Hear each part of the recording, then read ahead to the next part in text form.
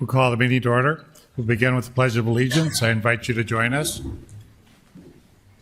Pledge allegiance to the flag of the United States of America and to the republic for which it stands, one nation, under God, indivisible, with liberty and justice for all. Roll call. Kolpak? Here. Pepcorn? Here. Strand? Here. Turnberg? Here. Mahoney? Here.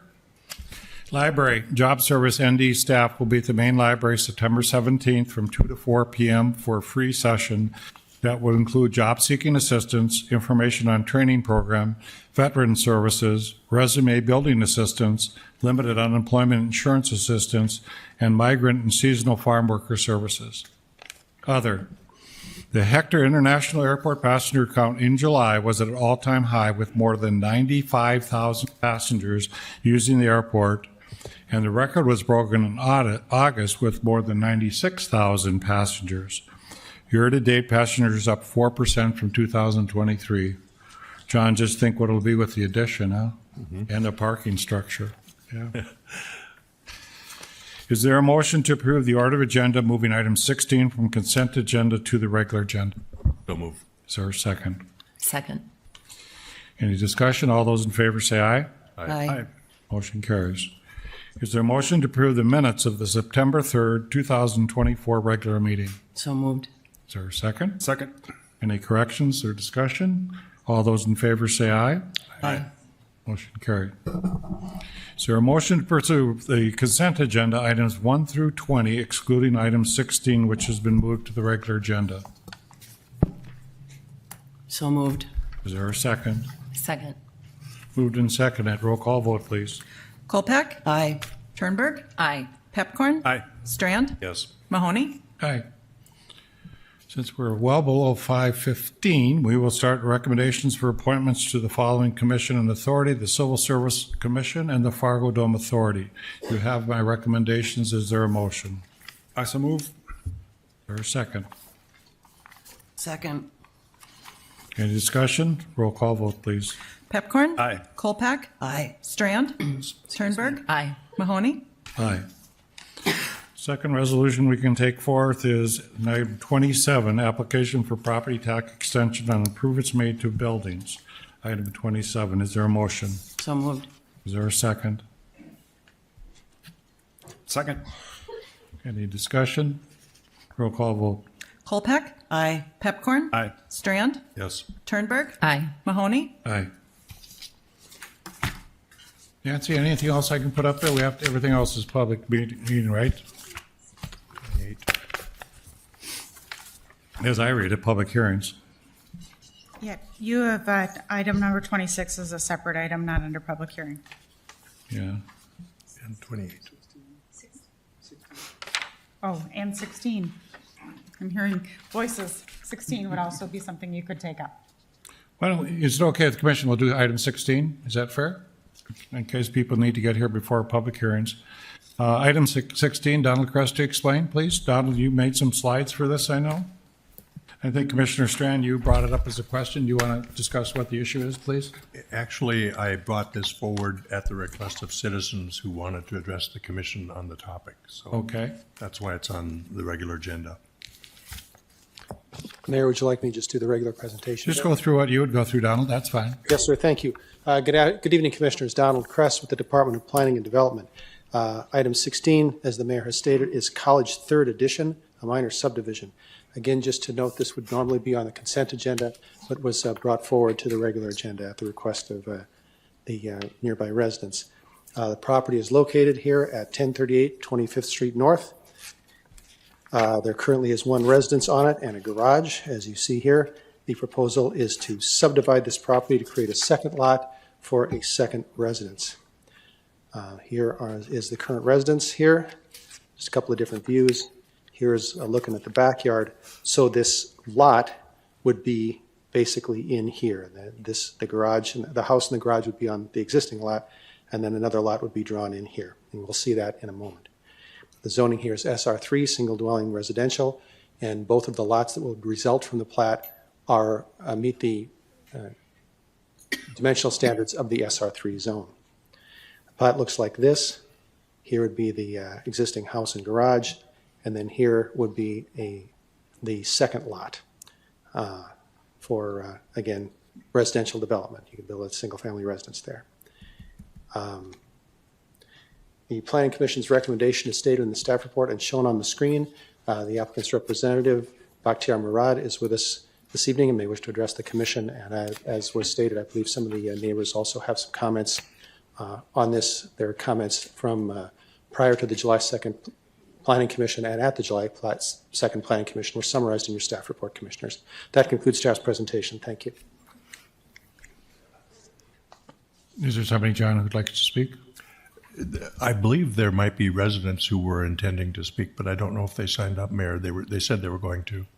Is there somebody who'd like to speak? Please come to the podium, please, and identify yourself.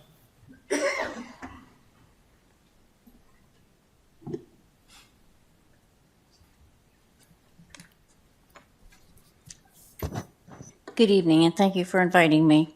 My name is Paula Strumsau. I reside at 1122 25th Street North, not far from the new house that they're talking about putting in. The issues here are parking, and parking. We have no parking. With the one house right now, we have 7 cars. They are parked in the alleyway, on the grass, and 3 on the street, on 25th Street. You're going to add another house there, and we're going to have parking issues. There just is no parking in that area. So, I don't know. And then the green space. Who has what yard for playing? As the zoning commissioner had mentioned, when he was having trouble deciding on this, he had said, maybe we can go with Mayor Mahoney's desire to build inwards, and maybe there will be a family that will live there. Well, first of all, I don't think a family is going to move in with a bunch of college kids who drink and ill behave, as mentioned in the minutes from the zoning commission. And they have already been turned in for being over limit for people in the house already. We are real nervous about another house there. The second thing is, who has the yard? It's going to be a very small green space. Very small. So who has ownership of that? Is it 1038 or is it going to be the new house? The new house has to face 11th Avenue instead of 25th Street, the way it's projected. So where is everybody going to park and play and live without bothering the rest of us neighbors? Because already they're bothering us. When they park on 25th Street, they park up by the hydrant, by the curb where 11th Avenue comes out to 25th. That's where they park. There's a tree there, there's a stop sign there, and there's a hydrant. We can't see over it. Sorry. Thank you. Yep. Is there anybody else who wishes to speak to this zoning issue? Close the public hearing. Do I have a motion? I'll make the motion. Is there a second? Second. Donald, would you just address the issue about, this is a zoning issue. They do qualify by land use, right? There's really, as far as her concerns, that has to be addressed by a different department, does it not? Yes, sir. Let's just point out that this is approximately a 15,000 square foot lot. The resulting lot is 6,800 square feet. It is admittedly an oddly configured lot, but there is a sufficient building envelope. There's actually about a 44 by over 55-foot building envelope to build a house in there. You could take access from the street or the alley for parking for a garage. This building, this lot is drawn so the setbacks from the existing building are met, and then a new structure would have to have setbacks from all these property lines, and this piece is just out here. It's part of this lot. I know you probably couldn't really build anything on it, but it's part of the area of this lot. Mr. Chair, can I ask a question? Mr. Pipcorn. So sir. on the street, that's street parking, you can park there. My question is on the alley, is that restricted? You park there on certain days or is that unrestricted? It is my understanding, Commissioner, that you can't really park in the alley. You can have garages off the alley, but perhaps our city engineer, Mr. Nakmus, could answer that more specifically.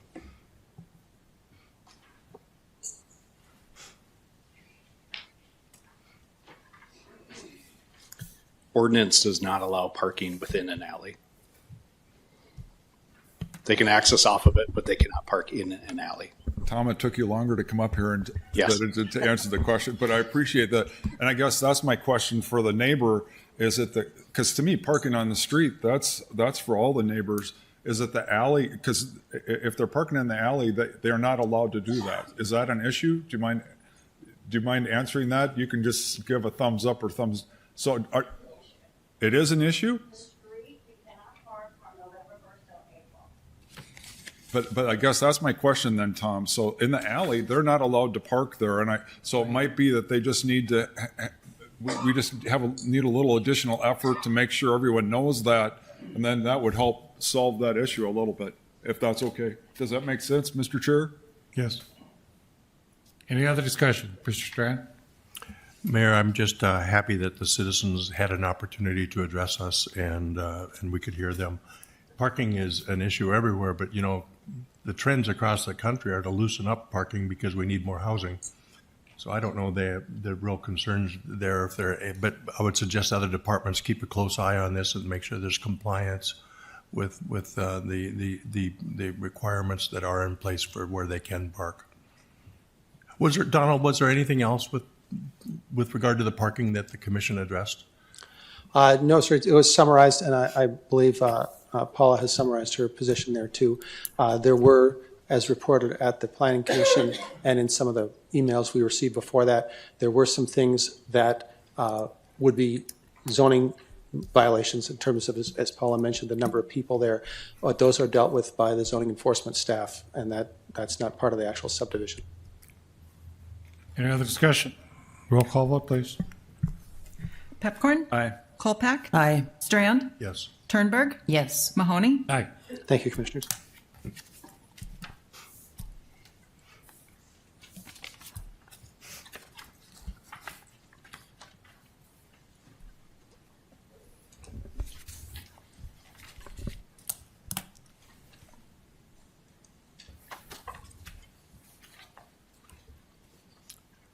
Mayor, we could do item 28, perhaps. Okay, John, you must have something to update us on then. I do. Liaison assignments. Commissioner Strand, what do you have to update us on? Thank you. Just one change for everybody to note that the Airport Authority, which has been meeting twice a month for a long time, has voted to now meet once a month. So they will be meeting the second Tuesday of every month going forward to see how that goes and consolidate their meetings, and that's a time change for all of us to be aware of. And did they just receive some federal money, John, 8.5 million or something? They did receive some more money, and they're still looking for more. Of course. Mr. Kolpak? Yeah, I don't have a deck today, but I had some emails. I first of all always appreciate constituent messages. I'm a little behind, a little under the weather for this weekend, so I will get to those and respond to everyone. Okay. Mr. Turnberg? No update. Mr. Pipcorn? No Come on, update. tell us something. Tell us about the Bison or something. Did they win this weekend or? So this last game was unbelievable. And you watched it or you listened on the radio. That was amazing. And this is homecoming this weekend, but then the weekend after that, they play University of North Dakota. And so that's going to be lots of fun. So we're looking forward to that. There you go. That almost killed. I'm almost there. Do you want to sing the Bison fight song for us? I do not. You do not want. I'd love to sing it. You do not want to hear it. Thank you. Okay. Don, you want to come up to the stand and get ready for item 22? Donald Kress is going to be giving this to us, but he will await dutifully till it is 5:15 in case somebody wants to speak to the issue. I can tell you item 22 is Legacy 1 8th edition. Its approval recommended by Planning Commission on 6/4/24. It was a zoning change from general office with conditional overlay to general office with conditional overlay and an SR5 single dwelling residency. It's also the first reading of the rezoning ordinance, and it's a plat of the Legacy, and it's the 8th edition. I actually have a brief intro to both Oh, excellent. Items. Then that can get me to 5:15. So I'll talk slowly if I Okay, can. well, that's fine. You're ready now. You can go. So Commissioners, thank you again. Donald Kress from the Planning Department. Items 22 and 23 are both proposed on the same properties on 62nd Avenue South and 25th Street. They're both proposed by the same developer. They came to the Planning Commission 2 months apart. Often we would do a project like this all at once with the developer, but for various reasons, they came to the Planning Commission 2 months apart, and so they're coming to you tonight as two separate items. You'll hear and vote on them individually. Currently, the property here is one big lot, Lot 1, Block 1 of Legacy 1, 7th Edition, and it's zoned general office with a conditional overlay. If your commission approves both the next two items, 22 and 23, what you'll end up with is a 3-lot subdivision. The 2 lots on the east side will be zoned SR5, and they'll be similar in nature to the existing residential development to the north. And this larger lot here, which is along the arterial, will be a MR3, a multi-dwelling residential lot with a planned unit development overlay to increase the density and make a few other minor changes there. Can I go forward now? Okay. So item 22 is Legacy 1, 8th Edition, minor subdivision and zone change. So again, the property is located here at 25th Street, 62nd Avenue South, 6155 24th Street. It's actually addressed off 24th Street. Here's 64th Avenue and the recent overpass here and 25th Street. Taking a look at the property from the 24th Street side, you'll see the developer does own this property, so we're able to do some site grading here a few weeks ago. That pile of dirt there is basically the dividing line between these two lots and the big lot to the west. And this is just looking down 24th Street here just to see the idea of what that block face looks like with the existing residences.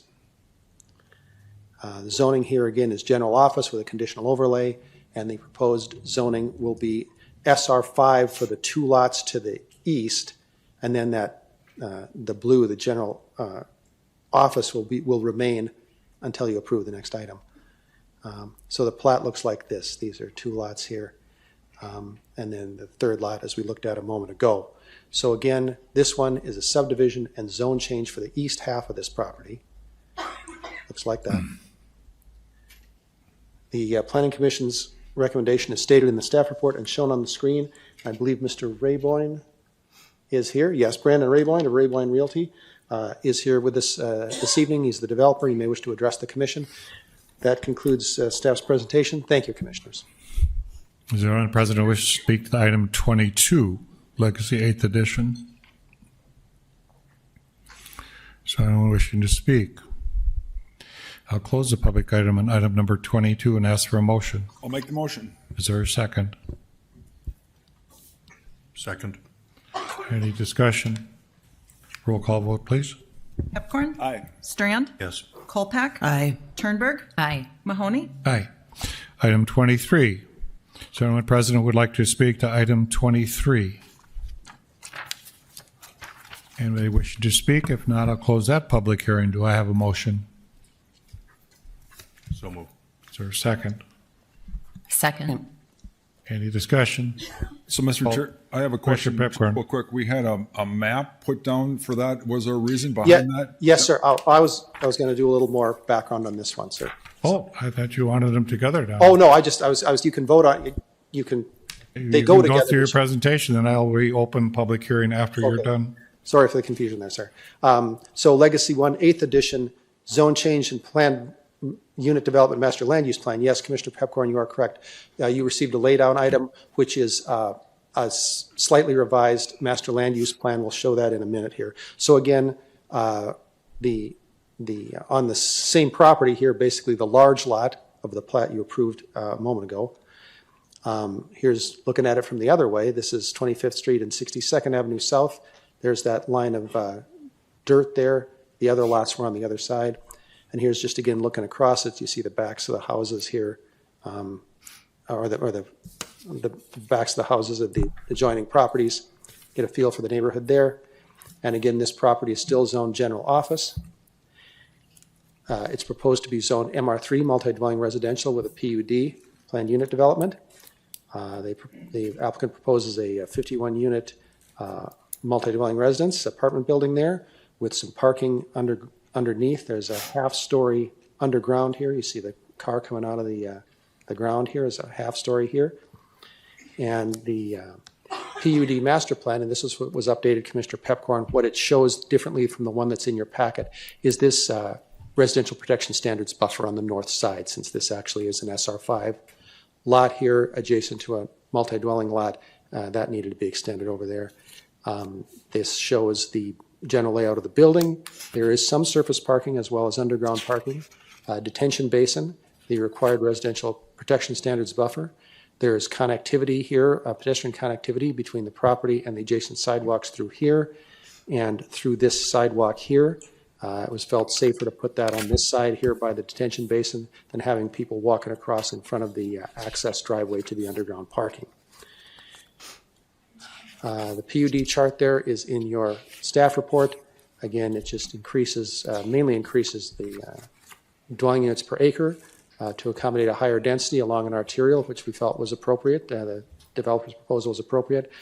Some minor changes here to lot area and setbacks and relocation of some of the plant units for the required landscaping, because this setback here in relation to 25th Street did get shortened, and so that landscaping is going to get redistributed around the property here.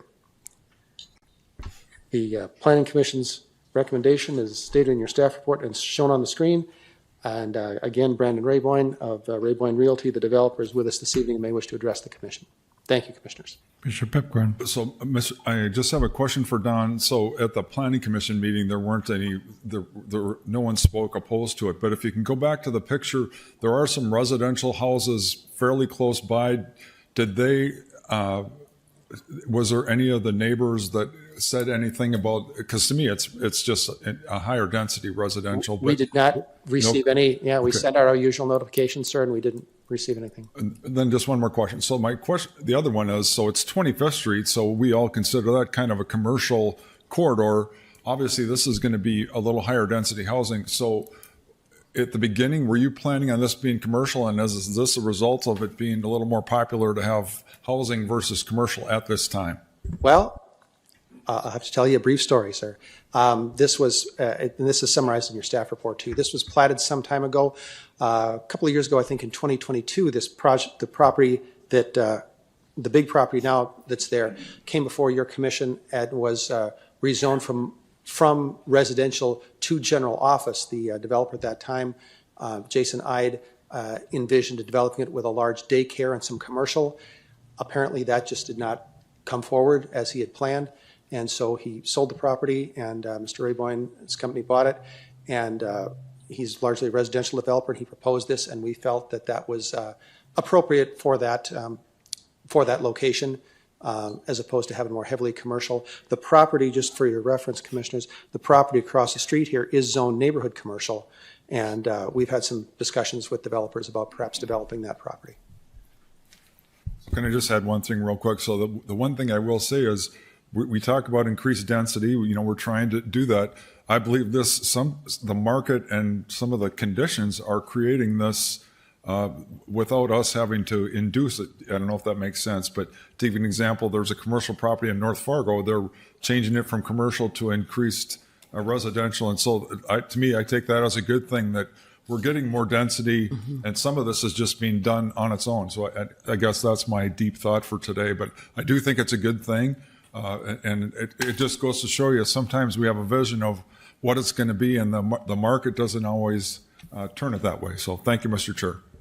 And we have to be flexible. But now, again, we'll open up item 23. If there's anybody in public wishes to speak to this zoning change. Anybody wanted to speak? If not, I'll close item 23. Do I have a motion? I'll make the motion. Do I already have a motion? Okay. Second. Okay. That's okay. Mr. Strand. Thank you. Donald, I'm just curious, we have different parts of town where you can qualify for tax incentives for building apartments. Yes, sir. Are there any incentives attached to this project?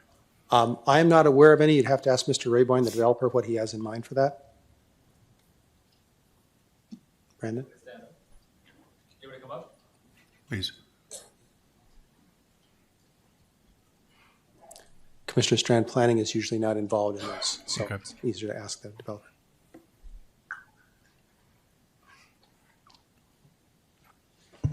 Hi. Can you repeat your question? Are you expecting to be qualifying or applying for any incentives for this project? At this So point? it was our understanding there were no incentives available, but I would love some if you have some. Well, that's part of why I'm asking is they're available in some parts of town and not others, and you're still doing a project without them. Correct. So we kind of value engineered this to where we had the residential on the east, and we redistributed the special assessments accordingly. So we have a pretty low special assessment load on this parcel. And then we also reallocated a little more value to the residential portions because we know those will sell pretty quickly. So we were able to keep the cost basis down for the land. But again, none of these projects are very flush, but this one does work, so without an incentive. And as long as you're there, might I ask another peripheral question? When you're building a project like this, I'm just curious, do you incorporate like EV charging capabilities, or is one question, and do you also incorporate multi-use, high-level recycling capabilities for your residents?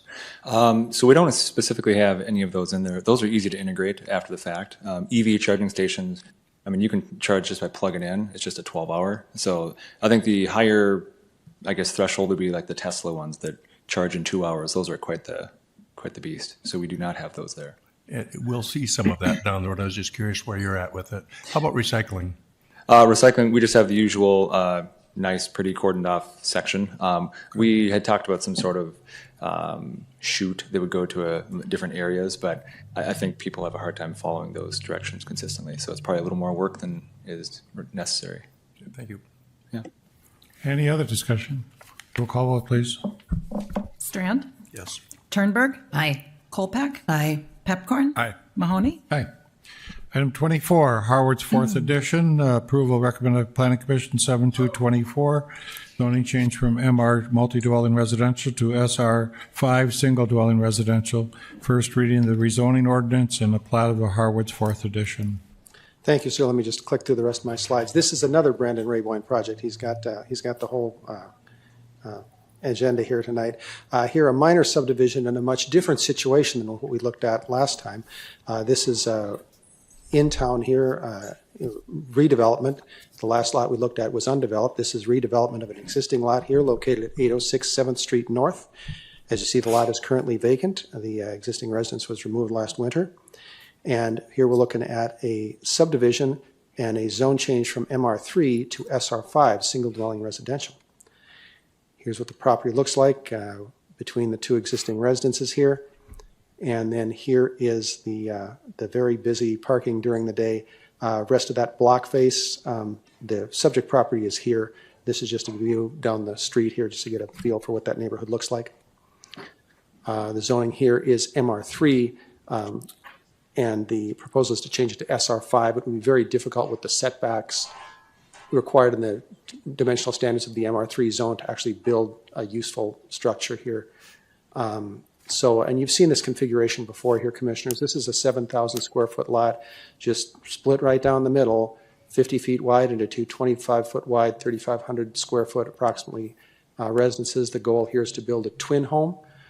So we'll actually double the capacity of that, have two residential or owner-occupied potentially units on that. And again, Brandon Rayboyne is the developer of this project, and the Planning Commission's recommendation is stated in your staff report and shown on the screen. And that concludes staff's presentation for this item. Thank you, Commissioners. Is there anyone present who wishes to speak to this rezoning? Anyone present wishing to speak? If not, I'll close the public hearing. Do I have a motion? So moved. Is there a second? Second. Any discussion? Roll call vote, please. Kolpak, Aye. Turnberg, Aye. Pepcorn, Aye. Strand, Yes. Mahoney. Aye. Thank you, Commissioners. Thank you, Donald. Item 25, public hearing. The public comment for the 2025 preliminary budget and recommended tax levies. Would remind the audience that we are at 55 with 2 for the airport authority as far as our mills. That is no increase. Basically, if you want to speak, you'll come to the podium to the left, and if there's more than 4 or 5 speakers, please line up so we can get through this in a reasonable time. Do I have a speaker?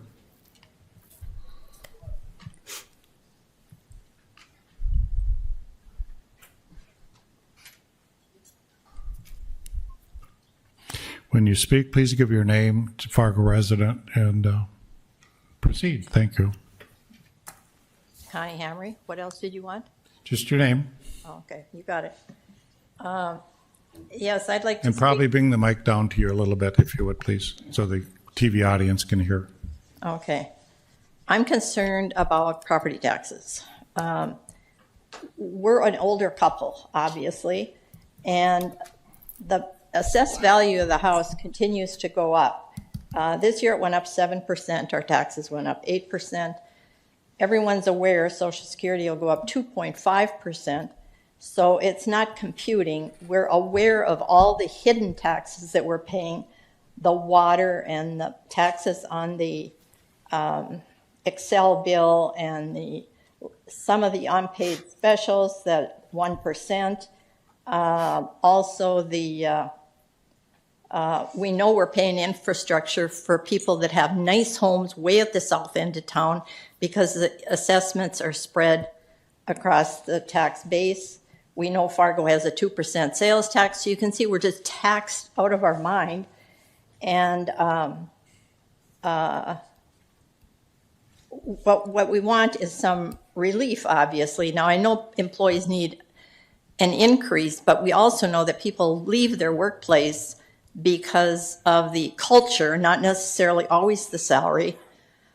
City employees have a pension. That's not something that people ordinarily have. And I proposed, and I know you shot it down, but I'm proposing it anyway, that people over 65, if you reach 65, the value of your house is frozen for property tax purposes. This would not be difficult to do.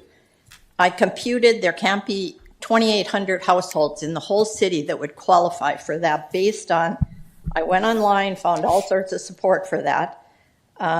It's done not just in these 5 states, but in various places. You would pay on that first, whatever it was when you turned that age, and you'd also pay your special assessments. Just a small break. We have paid for schools for our children, our grandchildren. We're down to great-grandchildren. Give us a break. We're not making $100,000 a year anymore. We're just asking for a break. I've been proposing this since 2021. I got no response from the city. I'm bringing it up again. Thank you. Next speaker, please.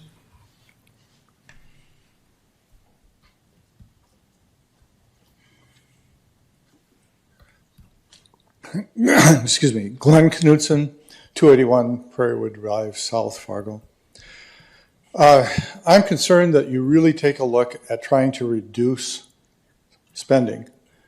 One of the ways that you tried to circumvent raising the budget was through proposing a 2% sales tax to help cover police and firemen's salaries. If that passes, I don't think you've thought through what the ramifications of that are. If we go into a depression, you're not going to have the sales tax that you propose, so you may not have the money there. Then you're going to have to come back and increase the taxes again. There are things that, like the previous speaker said, there are hidden taxes, there are fees that you charge us. The city has the special assessments that are spread over a wide variety of areas depending on what it is. And we are literally taxed to death. And yet the city doesn't see any need. Last year, you talked about the health insurance program. The city, I don't think they've changed it, has the highest health insurance that anybody has. I cannot afford in our business to offer our employees that kind of coverage because we can't afford it. And yet the city does, pays for just about everything. There are areas, my daughter is a city commissioner in a separate city from here. She said that they are presented with 3 or 4 plans from their provider, And first thing they do is throw off the top plan because it gives everything, and then they look at the other plans below it. I don't think the city does that. I think that you should do that. There are other areas that you need to look at cutting taxes. And part of the problem is that, as the previous speaker said, last year there was a woman here who was paying her taxes with credit cards because she had her house paid for and she was living on Social Security. She had very little savings, and paying your taxes with credit cards is a disaster waiting to happen. It was suggested by the mayor when I talked to him, well, we've got a special program. You know, she wouldn't qualify for that program because her house was paid for. She tried to, and they wouldn't put her into it. I don't know the full ramifications because I'm not a personal friend of hers, but that's what was shared with me. The thing is that everyone in this room has to cut their budgets when expenses go up. Right now, property taxes in the city, I don't know if you've driven around and looked at office space that's available and all the new buildings that are going up, there's a lot of them that are sitting empty. There's a strip mall by our office that has been up for 2 years. It's one of the nicest strip malls in town. They have nobody in it. And my business that I work for, our property taxes have gone up every year. And yet this year, we're way down in sales, but our property taxes went up again. My personal taxes went up again. And there's got to be some relief, and you have to make hard decisions. And some of the staff may not like it. But that is your responsibility. You're running the city. You are responsible to us as the taxpayers, and we need to have the opportunity to afford to live in Fargo. And there are things here, the DEI program, that was brought in during COVID. And the thing is, I don't get some of the advantages that they get. I don't get an ombudsman between me and the commission. I don't get to meet privately with the commissioner and have my desires put forth. Yet I've lived in the city since 1970, been a taxpayer in the city since 1973. I don't get those opportunities. I can call you on an individual basis, but I don't get to meet with you, and I don't get to present all of my needs. And the thing is, I think that there are areas like that need to be cut. I think that you can look at the homeless situation where I don't know where you are, and I should have examined it before I came. But I heard that there's proposals to put in additional shelters out by West Acres.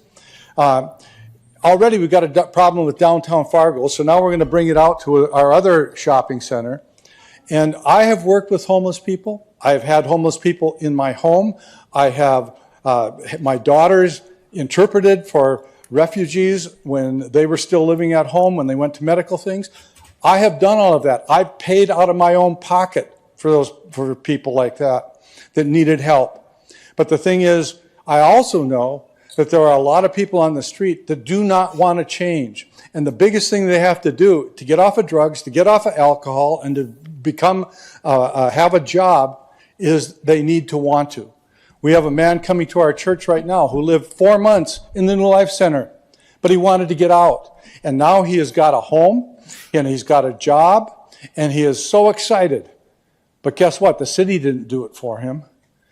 He chose to do it for himself. And you have to start looking at this stuff. We cannot pay for everybody that's got an issue and a problem in the world. You don't have the money. We don't have the money. But what I, as a citizen, can choose to help where I see a need is real. And there aren't just people looking for handouts. And I do give my money to where there are needs and they need help.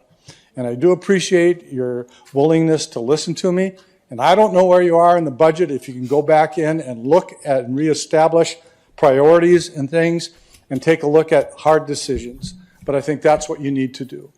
Thank you very much. Next speaker.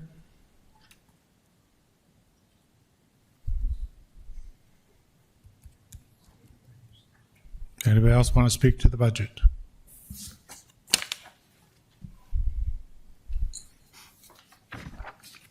And Brad, I do have you down for speaking to the next item as well.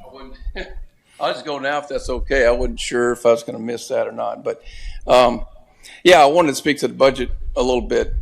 Well, I don't know how much time we got, but He's not on a timer. You can speak to the budget. yeah, well, I appreciate you guys deciding to eliminate the DEI department. It's been a total waste of time. I don't know. I've never heard a report from the guy. I don't know what he does, honestly, if he's, like the Maytag repairman, he sits around all day. I don't know. But for that $295,000 in a budget, for you guys to come up and not eliminate that department, I think I'm glad you're doing it. I really am, because it's long overdue. I remember, everybody remember the summer of 2020. I mean, it was a mess. And I think that's when some of this came up. So what we have now is you guys did what I feel is a knee-jerk reaction to what's going on in the whole country and decided to start a DEI department. To me, it's, I don't know what your HR person, how they feel about this. I would be insulted if I was your HR person. I mean, why can't they do that? And Dave, me and Dave have kind of talked about this a little bit. I'd be insulted if I was that person, because most other cities have that as part of what they do. And so thank you guys for doing that. I don't know when you vote on this, but, it's just long overdue. It's a total waste of money. I mean, goodness, I don't know how many applicants you guys had, but people all over the country were just excited about applying for a position in Fargo, North Dakota for a DEI director. I got out of school in 1984. I worked in Denver. I've worked in Dallas. I've worked in Grand Forks. If there's ever a city that did not need a department like this, you're sitting in one right now. I mean, these are the most God-fearing, kind folks I've ever been around. And so I just think it's ludicrous, and I'm glad you guys are voting to eliminate it. It's long overdue. I'm not going to get into your communications department and all that stuff. You guys can hash that out. But this one, I appreciate you thinking about it, and I appreciate the people that have come and talked about how bad we're overtaxing me. $295,000 goes a heck of a long way to whatever your health insurance costs or wanting to give employees raises. I sat here a few weeks ago when the police department, fire department came up here, and Dave, God bless you for standing up for that. Good gosh, they're wanting to add a sales tax because of you guys not doing your job. I mean, John, you and Tim have been on the board for a long time. The fact that you aren't paying these guys what's the wage of Grand Forks or Bismarck, you guys ought to be embarrassed. So they come up here and they want to tax us, which will be voted down, as will you want to throw another Fargo Dome thing up there? That'll be voted down. People are tired of getting taxed. And adding departments is taxing us. Pure and simple. Add a $295,000 department. You hire a guy, you go around the country, search, you got a guy come in, well, he's important enough, well, by God, he could need an assistant. Then he needs a couple of computers and office space. Now you're looking at $295,000. I have heard nothing of what the benefit of this is. Thank you for looking out for our taxes and eliminating needless departments. Thank you.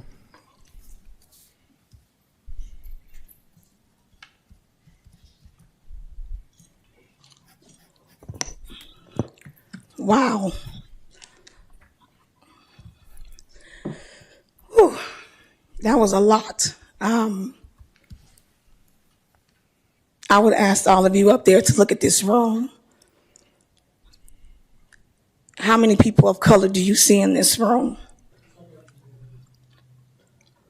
It's ridiculous that we have to even discuss a DEI position. But the comments that I made, that you all are listening to, I made from people that look like you. God-fearing, I consider myself God-fearing, But taxes, I pay taxes in both Minnesota and North Dakota because I have a home in both. But we've spent so much money on liquor. We spend thousands of dollars on liquor, which is one of the roots of the problem to poverty, one of the roots of problems to homelessness. But I see the five up there, they love to vote on getting all these incentives to developers who are rich, put a lot of money, throw a ton of money into downtown, people giving tax breaks to governors and their buddies and all this and that, but then you want to complain about homelessness. It's a shame. It's a shame that you all can say that you're for the people, but we are the people that's standing in front of you and we mean nothing to you. I'm sickened to even say that I live in this community, a community where the police department can harass people. But then you want to talk to me about God-fearing and taxes. But I can't even be treated equally when I go outside. So please, don't come in here talking about, oh, we don't need this. This was COVID. No, it was done because of the death of George Floyd. Because we needed to wake up America and say that we should all be treated equal. You stand in front of that flag, you hold your hand up, and you're supposed to honor it. But at the end of the day, I can go outside and be mistreated just for the color of my skin. God-fearing, that's in the Bible. Love one another is in the Word of God. We're talking about a position that needs to be in this city. Because the last time I checked, half the people that stand over there, that look over there, none of them are my color. The ones up here, they're not my color. So where's my voice? All of you are, you don't look nothing like me. How can you understand what I go through every day? But you just here to judge. So at the end of the day, we need somebody that can speak up for us. We need somebody that can talk for us. And it's not just happening, it's all over. We should have representation where we live. If that's the case, then maybe we need to go live somewhere else, like somebody else said. Maybe we don't belong here. But the last time I checked, my money is green and it spends the same way as your money. You bleed the same way I bleed. You breathe the same air I breathe. So please, if you need to find another DEI, that's fine. But it needs to stay. You want somebody that can communicate between us and you? Yes. Because unfortunately, you don't look like me. You prejudge me every chance you get. So I need to know that I'm protected here. I need to know that I'm wanted here. And I'm glad we're about to get a black president because we need it. We need to feel like we're important. We need to feel like we belong here too as well, just like you feel that way. It's shameful that we even have this discussion for the black people in our community or the people of color in our community that live here. I'm shamed. I'm just, that was disgusting. And for you all to say that and do that because you know the reason why we asked for a DEI here. When we were out there protesting, absolutely. That was one of our initiatives that we laid on Mayor Mahoney's table and said we wanted somebody that could represent us. Since we can't have nobody in those seats up there, we need somebody that can represent us. And for you to try to take that down, talking about, no, cut some of this other stuff that y'all got going on and find a way to give us representation within the city. Or maybe we need to go back to do what we do best, and that's protesting. Thank you.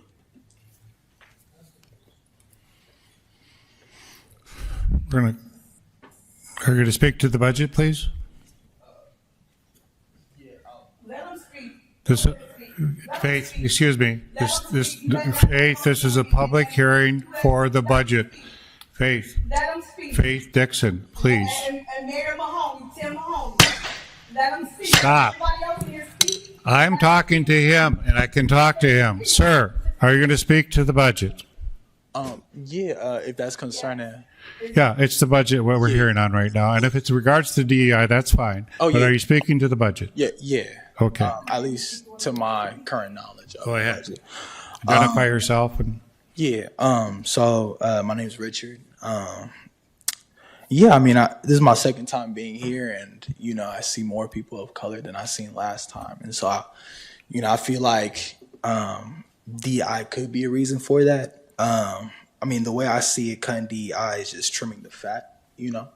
That 295K that people are calling a problem, I feel like, I don't know, there's so much money in terms of government that 300K could just be found anywhere to just put towards anything. And so I've noticed based on me just being here that Fargo's concern is more so apartments, parking lots, housing, more physical infrastructure. But, you know, I'm wondering where is more of like the mental infrastructure, you know.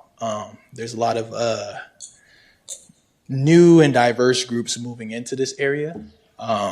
And so I feel as if there should be more steps taken to accommodate the different groups of people being here, you know, and I feel as if people don't really show concern until it becomes their personal problem, you know, with the homelessness and all that stuff. I feel like people are speaking up on it because it's kind of making them more uncomfortable, right? And I think it's kind of late when it gets to that point, you know? And so, you know, some people have lived here their whole lives and not really experienced what, you know, some of us people of color have been through. And those same people are the same people trying to come up with things to help those same people, right? But it's like perspective, you know? And so, you know, I feel like there's an importance to DEI. Like Ms. Faith was saying, like there's essentially one person speaking to like all the colored people in this area, right? I feel like it's a start to something, right? But I don't feel like cutting DEI itself will change the pressing issue. That's just money removed from the budget that you could find anywhere. I don't know. And so I don't know where you guys are at with DEI. I assume you guys are cutting it, but that was just my thoughts on it. So yeah. Thank you.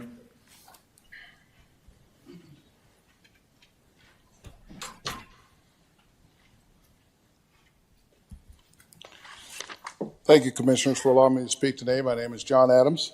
I've met a couple of you, Commissioner Kolpeck, Pepcorn, Preston. I want to speak today about accountability and the fact that you've heard people talk about taxes. You've heard it talk about personal concerns. And I happen to go through the budget, okay? And if we just reduced every department by 1%, you wouldn't have to make the cuts that you make. Okay? I'm a businessman, and the first thing of business is what? You hold salaries down, right? The fundamentals of business are not being observed by the commission, and I don't understand it. I'm a small businessman, and there's no way that I could spend the way that you spend and propose the things that you propose and be able to run a business efficiently. And I think what you hear from the community today is frustration, okay? It's not like the cuts that you are making today are the issue. The budget has increased 5 to 10% for the past 15 years. At what point will people be heard? I think that's what you hear, it's frustration. Now, DEI, that's the ultimate flashpoint because it's the talking point, okay? But do you know that there are over 30,000 people that are affected by the cut that you're about to make? We're not talking about people that look like me. We're also talking about veterans, people with disabilities, okay? And I've spoken to these people myself. But we've managed to pigeon this hole into a color issue, and it absolutely isn't. This is a socio-economic issue. And the cuts that you're making are affecting people that are already affected. There's a disconnect with the city council that needs to be addressed, and accountability. Most of the time, accountability takes place when we have elections, right? That's our remedy as citizens. But I'm here to tell you that there are 30,000 people that are paying attention to what you do up here. And the next election, that's going to be reflected. As a small business person, it's been difficult to operate. But I pay my taxes because I feel like I've been successful and I have an obligation as an American. I should have a say where those taxes go. It feels like I don't. A lot of the frustration of these people up here, they feel like they don't. So this is what I'm going to say. There are people that haven't seen anything where DEI had, I'll talk about that next time. Anyway, let's have better accountability. That's what we're asking for. We all have to tighten our belts. It's time for your spending and for the actions that you do to reflect that. That's all we're asking for. And I'm going to say this. I wouldn't want your job because it's difficult, but it's also necessary. You need to start listening to everyone, regardless of color or circumstance, socioeconomic ability to pay, any of that. There are a lot of people that are hurting right now, and the decisions that you make don't reflect that you understand that.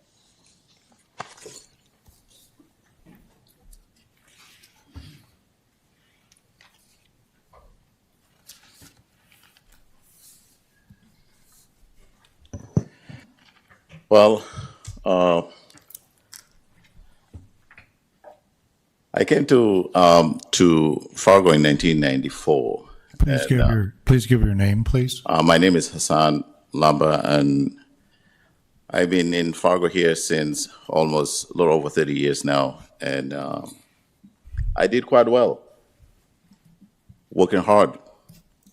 When I see those infrastructures building going on, I start doing constructions. So I pay my dues.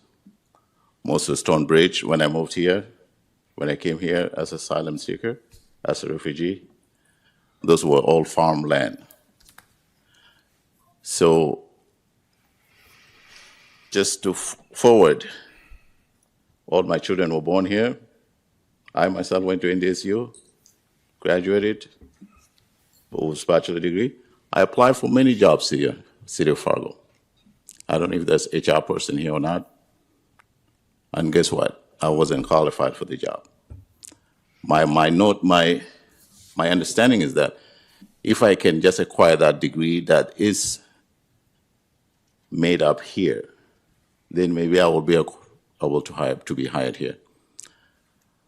But the essence of the situations of us living in Fargo, black folks that came here, some of us came here to make a living, to make a home. And a lot of us from my community that own a lot of homes, and they pay property taxes. They pay everything that you guys have spoken for. But guess what? When there's issues that comes upon them, you do not understand what situations is. And I said with you and Don Molly, and he's actually the manager in Moorhead now. So that means you can understand that I've been here since Mayor Schaefer became governor, Hoven, and our Noah, the mayor, Wallaker, and then you. We've been addressing these issues. Now, when we're speaking about diversity, of course it doesn't affect you. It doesn't have something to do with you. Why is sitting there in Fargo? Let's cut it, because it's not concerning me, but it concerned me, because for the essence that I have issues, I know where to go and where to address these issues. Not necessarily with the city of Fargo, anything around businesses here in Fargo. Even with the police. We collaborated with the police in the community to come and know what we're doing. And the great thing about Fargo is that now most black people that lives here, they are hardworking people. They pay their taxes. They don't ask for handout. And they're doing quite well. Some of you even living next door to them. Even their house probably better than yours. Working 2 jobs, 2 families, trying to maintain it. That's not a handout. They're working hard. But one thing is that they understand that the system is not working for them in terms of their own issues that when arise. So the $295,000 you're asking to cut down, like John Adam just mentioned, there's so many, when this building was when you guys enacted the budget to build this, what's wrong with the old building? Was it because just it's so fancy? No, because you want a better building. Fargo is getting bigger. We want to be modernized. So does the DEI for Fargo. So many black people are moving here. For each household now in Fargo, for my community, we have people from kindergarten, from Head Start to college. And they're not planning to move out once they graduate to live here. Are you going to address some of the issues, or are you going to look at them as black issues? No. They probably speak better the English than me. If you hear them on the phone, you won't think they have accent. Until they come to your face, then you said, no, I can hire you. So where do we go from there? This is the only thing that I look for if I have to speak just merely in my community that I've been led for many years. We work together during the flood, during everything that's going on in Fargo, Moorhead. And some of you here may be trying to strive to run for mayor. And maybe DEI, maybe the ticket. I get rid of DEI, you should vote for me. Well, the issue with the DEI is not going to go away. Because what? The black people that live here, they're meant to stay here. And they will be striving just like all of you are living here. They own businesses, they're entrepreneur, they're willing to make it. So if there is any cut that you guys are trying to make, you guys are looking in the wrong place. That's all we ask for. Thank you. Thank you.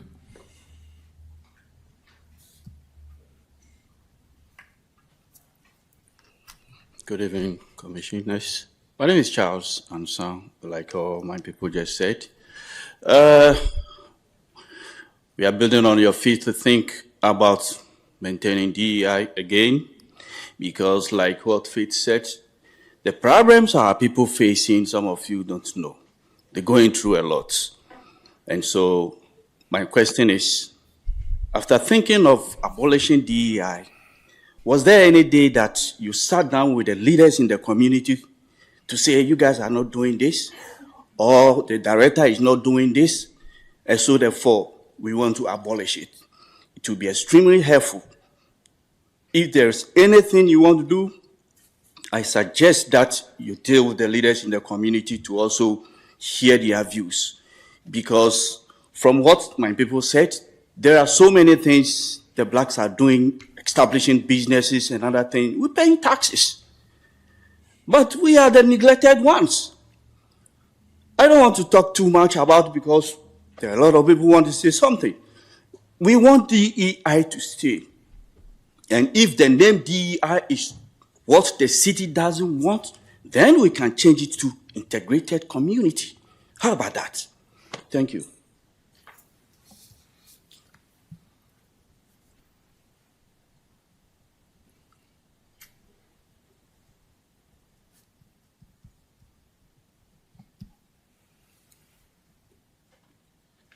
I'm S.D. Sirleaf, and I serve on the City of Fargo Human Rights Commission.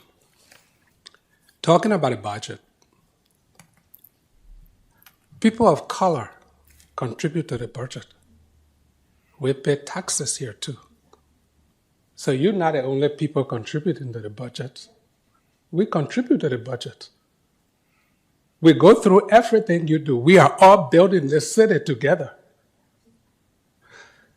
What I want to ask all of you up there today, do you know the percentage of black people in this city? I'll wait, tell me. I'll wait. What's the percentage of people of color in Fargo? Tell me, I'll wait. I know it. 8.8%. Point of privilege. 8.8%. Point of privilege, Nancy. Can we please keep Faith quiet so other people can So, speak? even if it's 8%, You're making too much noise. it's 8.8%. It's 8.8%. Faith, you're being But I can disturbing. give you the 8. I can give you the 0.8. Let's take a 8%. How do you feel? This isn't a dialogue. You No, get to say what it's you about the want to budget. say. It's about the Please- budget. please It make is your- about the budget. make your You want to statement. cancel DEI, it's about the budget. I'm speaking about the budget because I contribute to the budget. I know, but And it's you not want a- to cancel not a me, question but you and don't want me answer. to talk. I want you to talk. But It's you want not to cancel me. It's not a question and answer question. Okay. It's you give your statement. I'm going to, I just asked a question. So 8% of the city of Fargo, what does that amount to when it comes to the total population of Fargo? How do you feel that 8% of the people have no representation?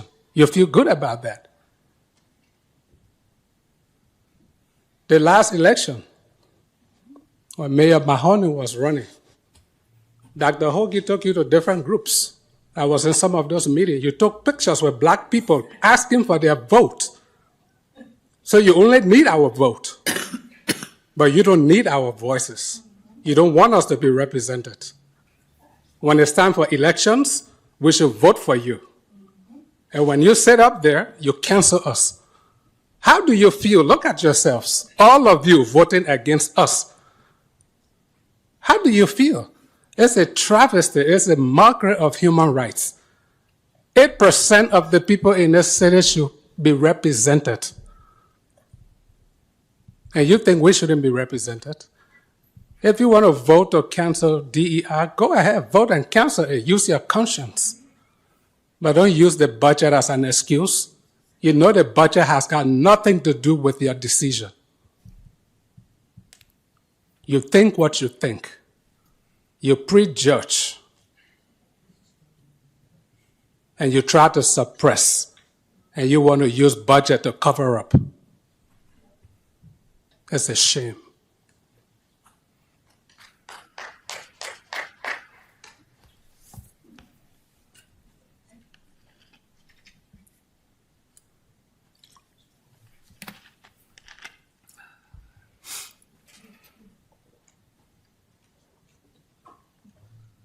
Matuar Alier, I live in South Fargo.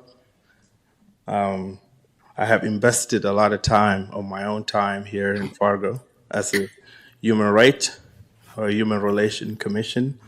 I was on that commission for 8 years, and 4 of that I was the chair.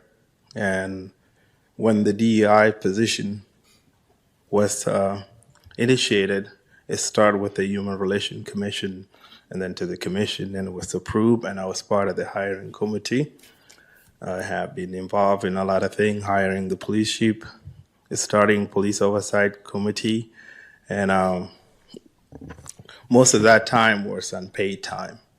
And when I felt like our city was in the right place, I stepped off to do other things because I believe that our city was in the right hand with the DI position being open.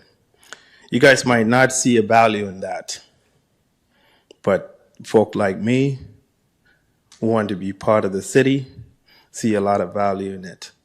I'm here to plead and ask all of you to extend it for another year with the direction. When it was hired, and looking at it later on, I felt like it was a checkbox to all of you. There was no direction, no resource to what you wanted to see in that office. All I'm asking for is extend it for a year and provide guidance and resource to what you wanted to see. Last week, there was a prayer at the mosque. I'm not Muslim, but there was an issue there that I was able to show up at. And I saw Dr. Terry Hogan. I didn't see any of you. They are part of our community. There were all African festival that was done 3 weeks ago. I was there. Dr. Hogan was there along with other folks.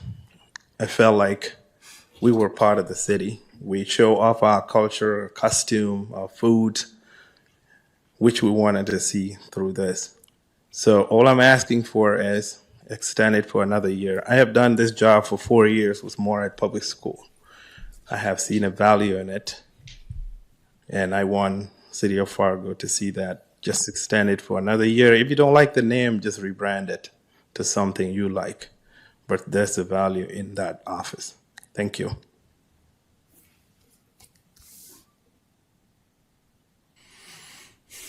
We'll close the public hearing on the budget. You will have the final hearing on the budget in 2 weeks, in which we'll go through the final recommendations by the Budget Committee.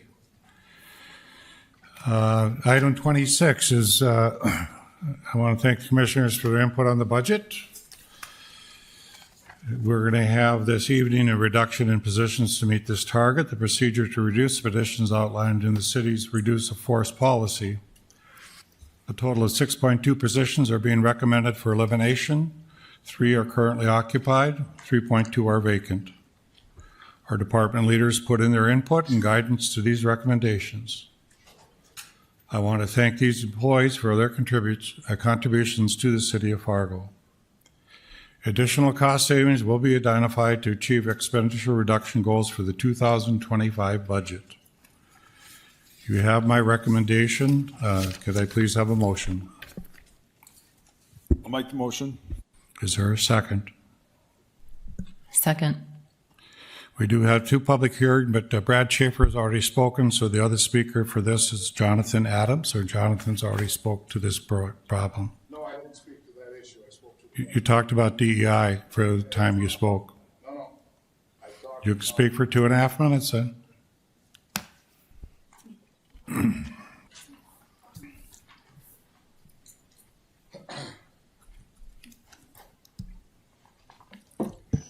Thank you, Mr. Mayor. Appreciate it. So, it seems like the elimination of DEI is a foregone conclusion at this point. But I want to speak to DEI in addressing some of the things that I've done in the past year in regard to finding out why this was a dismal failure.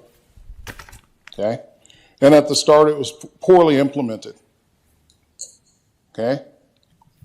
The City Commission didn't identify in any way what DEI was going to do, because if they had, it would have never been a black and white issue. DEI serves people with disabilities, veterans, women, everybody, right? That's what inclusive means. But nowhere coming out of this commission was that made evident. I do work with the veterans and disabilities up the street. Okay? And the fact that you didn't hear their voices, but you heard our voices, says an awful lot about how seriously you took this. In addition to that, your solutions. I didn't hear any plausible solutions as to how you maintain the outreach that was started by Dr. Hogan. Commissioners have said they haven't seen anything, haven't seen any outcomes. And we know that's not true.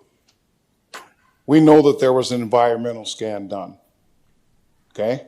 We know that the process of DEI was not carried out in any way or for it to succeed. It was underfunded and understaffed from the beginning. There were commissioners that said openly, I will not support it. Climate assessments that were done, city employees were not mandated to actually carry through with the DEI program, so how would it succeed? It's you commissioners who failed DEI. I just hope that there's more transparency after today, because there only may be 8% of us, but you're forgetting veterans. You're forgetting people that supported DEI. It took 5,000 votes to elect Michelle Turnberg, maybe more, I don't know. Congratulations, by the way. But I can guarantee you that, be on notice. You're making a statement in our community. Thank you. Discussion. Any discussion by commissioners? Yeah. Commissioner Strand. No, go ahead. I insist. You first. All right, I'll start.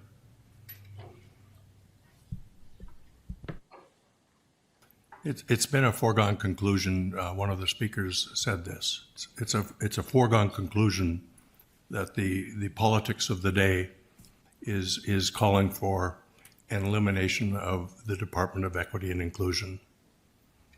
I don't see any way, given the dynamics of the makeup of this commission, to consider, to see that turned around. You know, I just, that's a reality. And so here's where I'm at. DEI is newly my portfolio. It wasn't before, it was the mayor's. Public health is my portfolio. And they're the only two being affected by a RIF. We have a new director of public health who rolled up her sleeves and took the charge to pull in our belts very, very, very seriously. What I don't know is if we had similar focus on all the other departments by currently already pre-existing leaders in the departments. And I understand this. You know, public health is all this discussion of homelessness and harm reduction. This is public health, and we're pulling in and cutting back on public health. Well, in fact, there's people who want to get rid of aspects of public health and eliminate the Downtown Engagement Center and some of these programs too. I don't know that that's a foregone conclusion yet, but there's traction for that. So here's where I'm at, knowing that the reality is such that there would be cuts in our budget, and we need to be cutting in our budget. We need to be pulling in our belts. There's absolutely no doubt about that.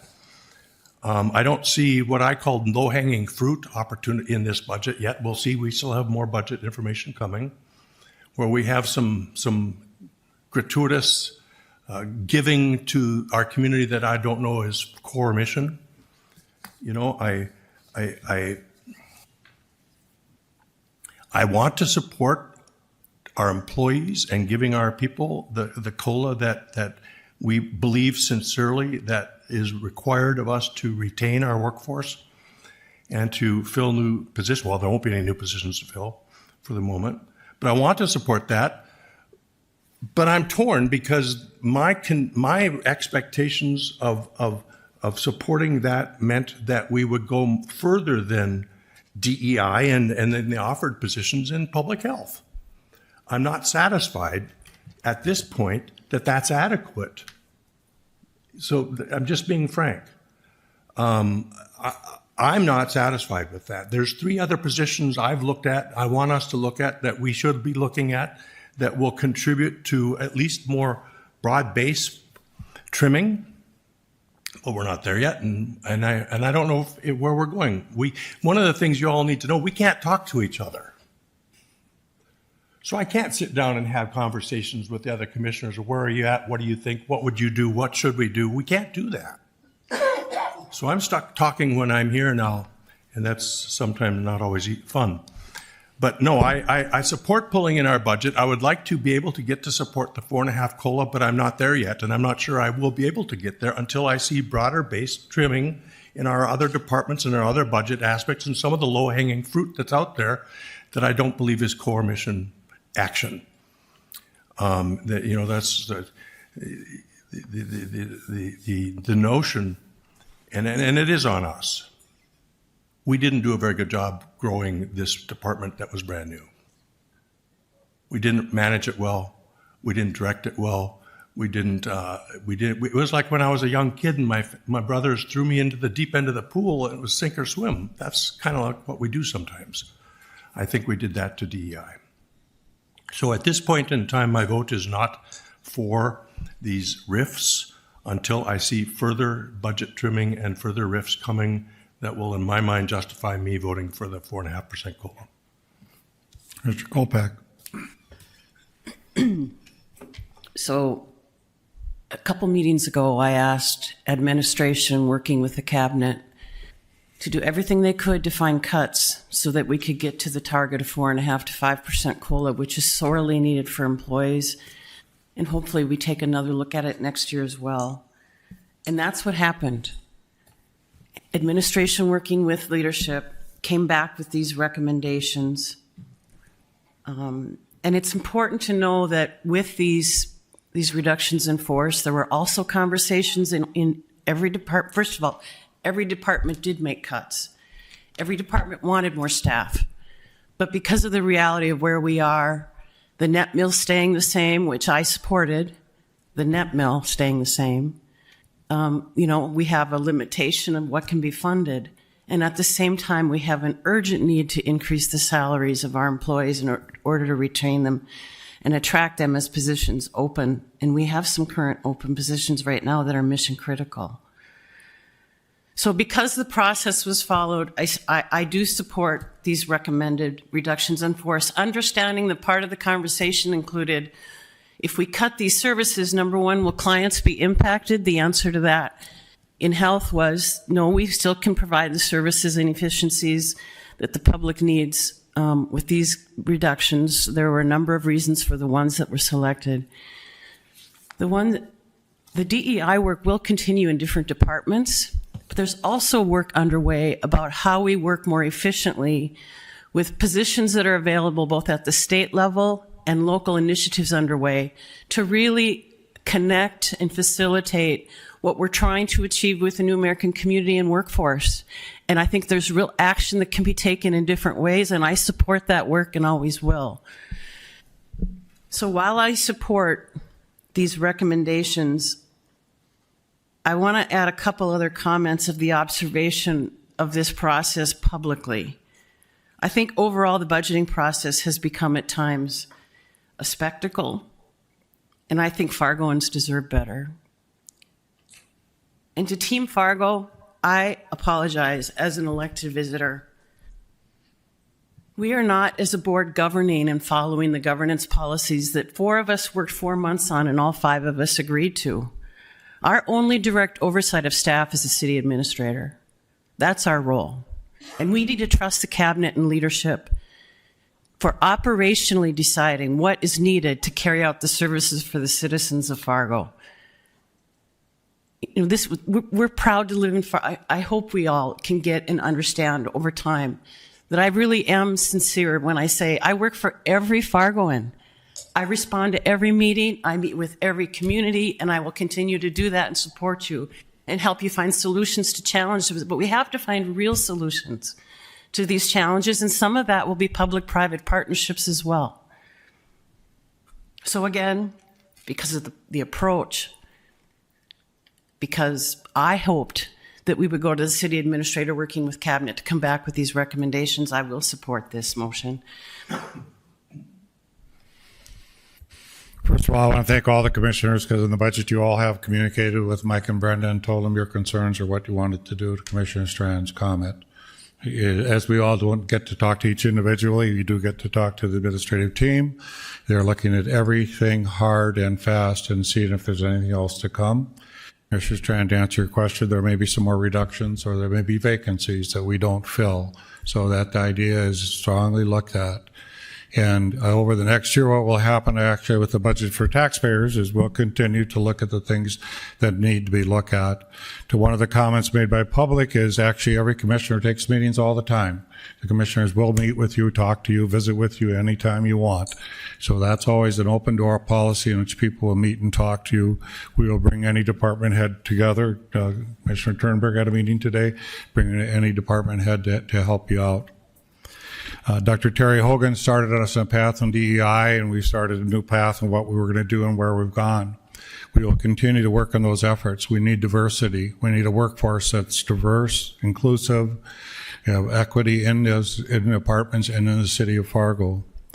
And again, we do everything to be fair and honest and give people a good chance in our city. I do support what we've come up with on force reductions, and I think it's the right path to take at this time. Roll call vote. Pepcorn? Aye. Turnberg? Aye. Kolpak? Aye. Strand? No. Mahoney? Aye. We only have one virtual speaker. If that's okay with the team, we'll finish up with that. I have public hearing. Olivia Fisher is online, I take it? Yep, can you hear me? Yes, we can. Okay. Hi, I'm Olivia, and I'm a Fargo resident. I'm speaking today because, to be quite frank, I'm disgusted by the statements some of you have recently made.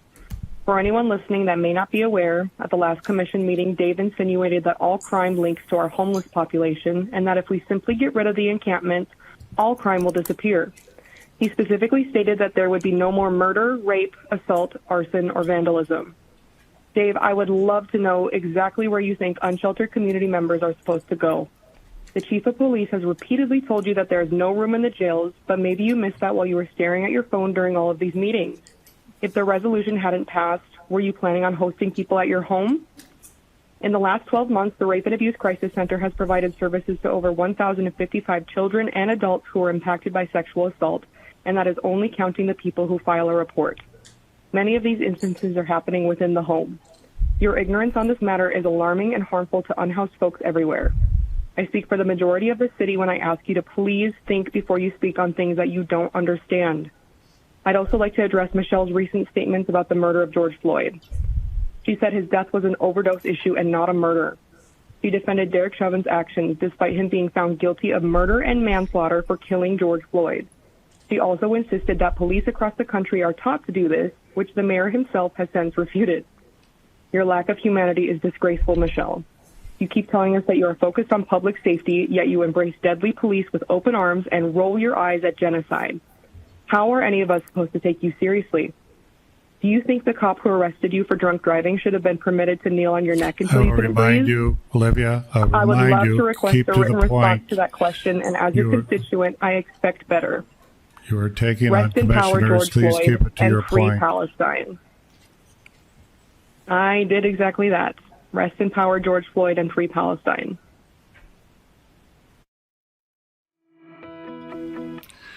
We have no other business tonight. We'll adjourn.